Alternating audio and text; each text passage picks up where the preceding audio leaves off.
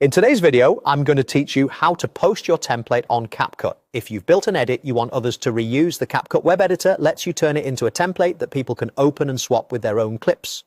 I'll guide you from a blank project to sharing it as a template. Start by opening your browser and heading to capcut.com. On the homepage, select Create Now. This opens the web editor so you can set up the structure of your template. Choose Blank Canvas. A blank project makes it easy to design the layout, timing, effects, and text that others will inherit. Once the editor loads, look for the Upload panel and click to upload.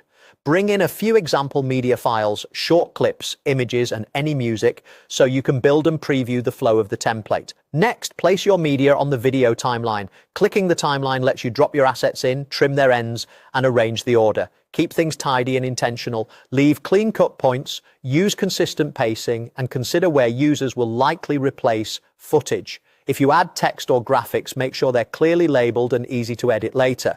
Now make your edits. Add transitions, speed changes, filters, and effects that define the style of your template. Keep audio levels balanced and avoid over-processing so others have room to customize. If you use beats, align cuts with the waveform to make replacements feel seamless.